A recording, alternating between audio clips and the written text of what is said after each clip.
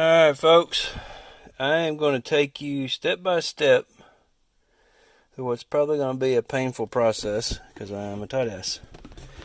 I have a Dodge 2017, I guess it's not Dodge anymore, 2017 Ram 2500 with a 6.4, and it has just the standard bottom of the line radio in it. I did buy an aftermarket rear view camera, wireless. I live out in the boondocks. This thing ain't worth 20 cents. It had excellent reviews. Maybe it's because of where I live. I don't know. Even when I'm in the city, it's just spotty. It works when it wants to. So I am going to rip it out. And I bought this one, which also had excellent reviews on. Let's see if I can find. I don't see a whole lot on it, but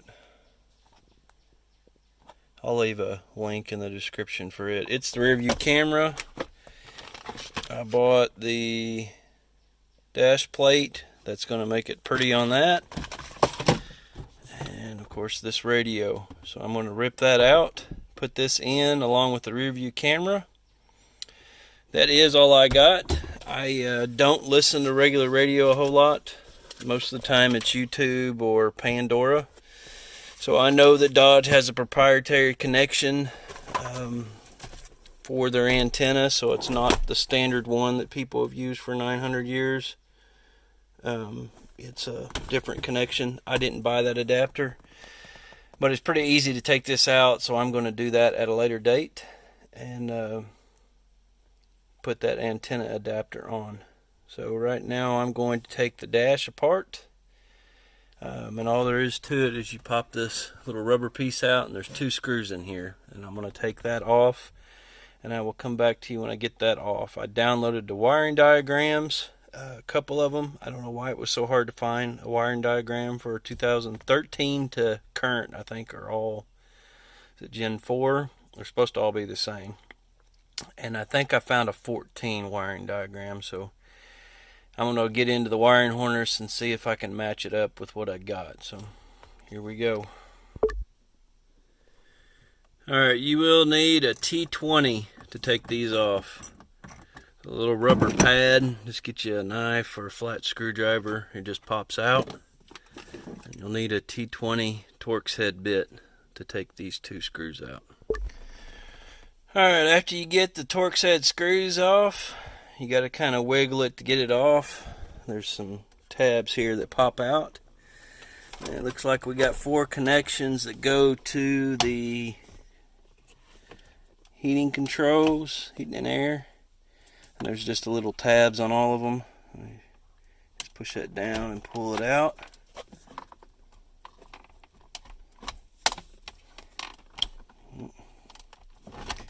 There we go. Now we can set this to the side.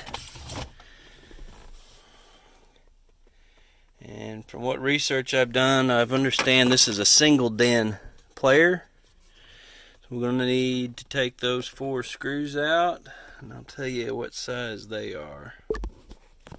Alright, you will need a 7mm, which is kind of odd. Usually it's either a 10 or 8 on most things, but this is a 7mm.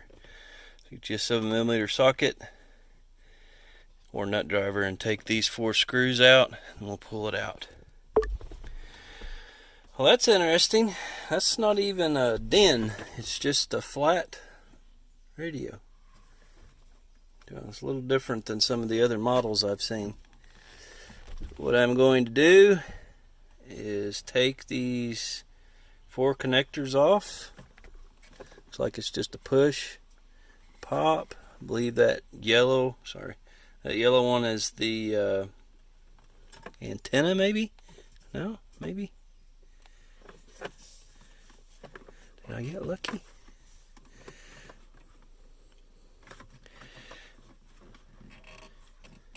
It looks like this may have a standard antenna. That looks like a standard antenna connection. I'm not certain what these are. I do know I'm going to have to saw that out. in order for this radio to fit in. So let me take these connectors off. Looks like there's just push buttons in the back and you pop them out. So let me take these out.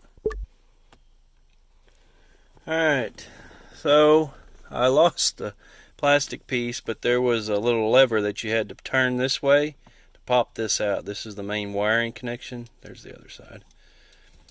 So you just had to pull it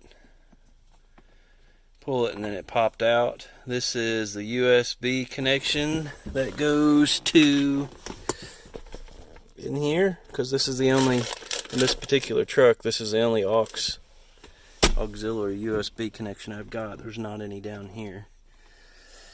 This is the antenna, and that is proprietary. I was hoping it wasn't, but it is. This is the main wiring harness. This, I believe, is for satellite radio. I don't think, we'll have to look. I don't know if that will work on mine. So what I'm going to do now is get my wiring diagram out and see if I can match up the wires on this with the wiring diagram I've got. And all I'm basically looking for is being able to match up to the connectors on this. From what I understand, if you plug the ground, the parking brake, to the radio itself, then you don't have to worry about finding that wire for the safety, which I kind of like. I don't watch it when I'm driving down the road, but when I am pulling a trailer, it's nice to be able to look back while I'm driving and make sure that everything's still on the trailer, just periodically. So let me get my wiring diagram out and then I'll come back to you. Alright, so this was a little more difficult than I thought, but that's the way it works. So I assume by looking at this connector that likely these wires on this side are probably ground and power, red and black. Seems to be common. And then there's 4 light, it's almost a tan color, tannish gray, and then 4 dark greens. So what I did was look in the door panels, and I'll show you how to do that. There is a speaker in the dash, and if you get up underneath here and look straight up, you can see the wires that connect to that. From what I can tell, the dash speaker on each side is the same wires as the door speaker on that side. So what you do in order to get to these, and this would work on any vehicle, on this particular Ram, there are 4 screws that hold this little rubber grommet in, or 2 screws. 2 screws, use your same Torx head, 20 millimeter, or 20, T20, should say. And then you open it up down in here. Let's see if I can get you to see that. There's a clear plastic. You see that, like yellowish plastic? Take your screwdriver between this rubber grommet and that and pry it apart just enough to see the wires that are in there. And you'll be able to see all the different wires that go to this door panel. Alright, so I'd stop for birthday party. I did get this wired up. As most of the online stuff was indicating, the red power wire for some reason doesn't always work. I had to do this the hard way, so what I did, and I had a video segment the phone cut out on, was trace the wires. So I'll give a better description, or a better deal of this. Basically, the tan and light green and the tan and dark green is the matches to your green. Tan and purple and tan and yellow match to white. Dark green and purple and dark green and yellow are gray, and dark green and light green and dark green and tan go to violet. That's basically how I put these together. For those either in Telco, these are Scotch locks. That's what I use to connect my speaker wires. And then I am getting ready to put a test light on it to make sure this black and red are the power and ground. And the other thing I did was run the speaker. So I put it up here.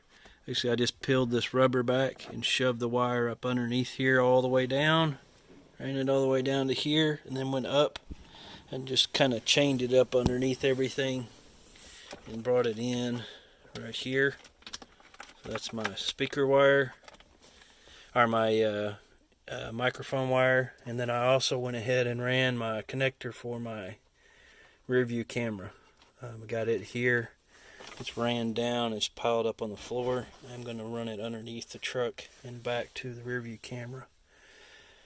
So most of the wires I think are connected. I'm going to take this parking brake wire and ground it to the unit.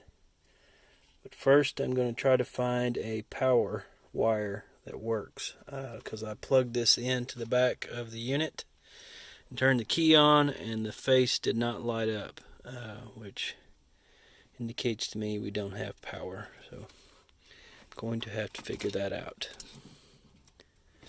Let me check it out. Alright, so I did find that I do have power coming to this connector. So all my wires are right. I am,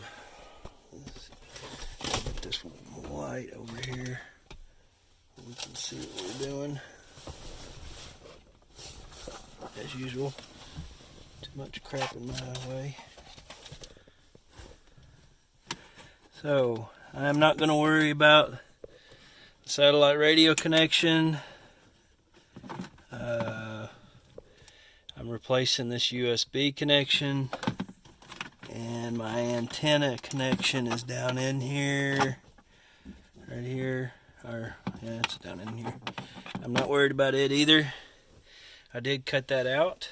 If you have a full-size hacksaw, good luck getting it in there without nicking the sides of your, of course this isn't shown anyway, but I cut it part of the way and then got a pair of metal snips and cut the rest of it out.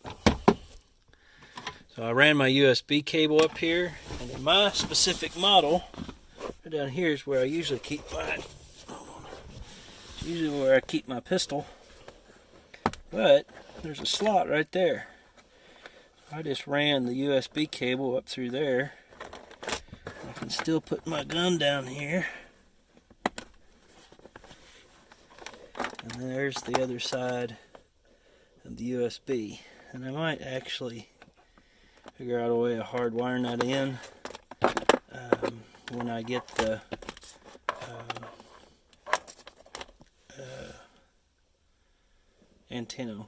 antenna connection. So I would like to put that in some permanent spot. So I am going to figure out my next step, and then I'll come back and explain what I'm doing when I get to there.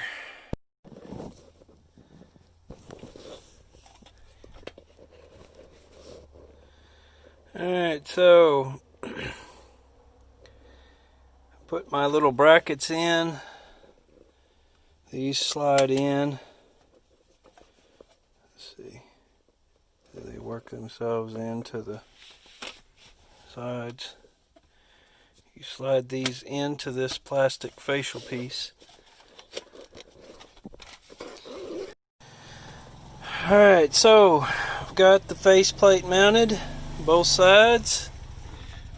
I have my video in for my backup camera.